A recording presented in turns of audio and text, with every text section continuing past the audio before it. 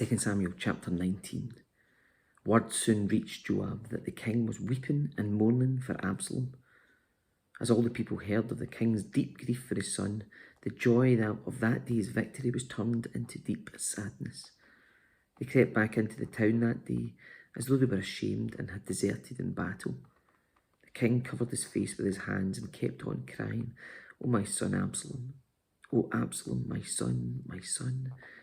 Then Joab went to the king's room and said to him, "We saved your life today, and the lives of your sons, your daughters, and your wives and concubines, yet you act like this, making us feel ashamed of ourselves. You seem to love those who hate you and hate those who love you. You've made it clear today that your commanders and troops mean nothing to you. It seems that if Absalom had lived and all of us had died, you would be pleased. Now go out there and congratulate your troops, for I swear by the Lord that if you don't go out, not a single one of them will remain here tonight. Then you'll be worse off than before." So the king went out and took his seat at the town gate, and as the news spread throughout the town that he was there, everyone went to him. Meanwhile, the Israelites who had supported Absalom fled to their homes. And throughout all the tribes of Israel, there was much discussion and argument going on. The people were saying, "The king rescued us from our enemies and saved us from the Philistines, but Absalom chased him out of the country. Now Absalom, whom we anointed to rule over us, is dead. Why not ask David to come back and be our king again?" Then King David sent Zadok and Abiathar, the priests, to say to the elders of Judah, "Why are you the last ones to welcome back the king into his palace? For I've heard that all Israel was ready. You're my relatives, my own tribe, my own flesh and blood.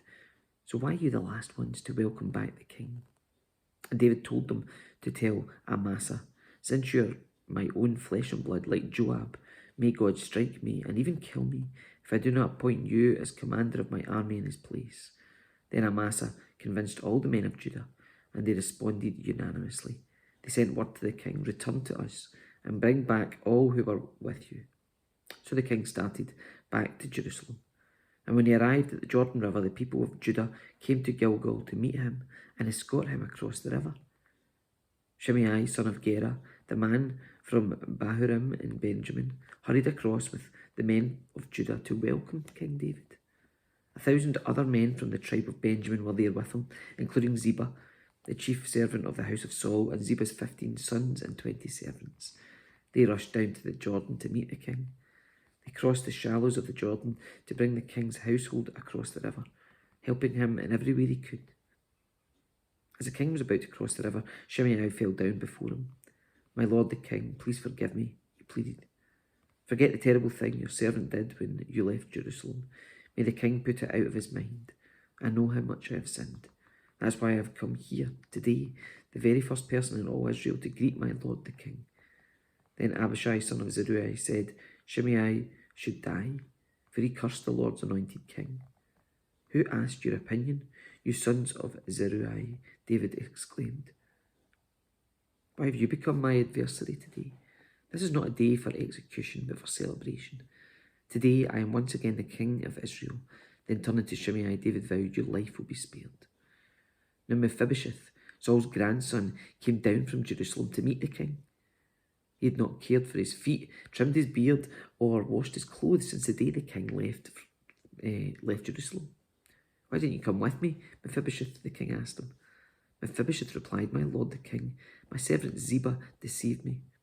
I told him, 'Saddle my donkey so I can go with the king, for as you know, I'm crippled.' Ziba has slandered me by saying that I refused to come, but I know that my lord the king is like an angel of God, so do what you think is best. All my relatives and I could expect only death from you, my lord, but instead you've honoured me by allowing me to eat at your own table. What more can I ask?" "You've said enough," David replied. "I've decided that you and Ziba will divide your land equally between you." "Give him all of it," Mephibosheth said. "I'm content just to have you safely back again, my lord the king." Barzillai of Gilead had come down from Rogelim to escort the king across the Jordan. He was very old, about 80, and very wealthy. He was the one who had provided food for the king during his stay in Mahanaim. "Come across with me and live in Jerusalem," the king said to Barzillai. "I will take care of you there." "No," he replied, "I'm far too old to go with the king to Jerusalem. I'm 80 years old today and I can no longer enjoy anything. Food and wine are no longer tasty, and I cannot hear the singers as they sing. I would only be a burden to my lord the king. Just to go across the Jordan River with the king is all the honour I need. Then let me return again to die in my own town, where my father and mother are buried. But here is your servant, my son Kimham. Let him go with my lord the king and receive whatever you want to give him. Good, the king replied. Kimham will go with me, and I will help him in any way you would like, and I will do for you anything you want. So all the people crossed the Jordan with the king.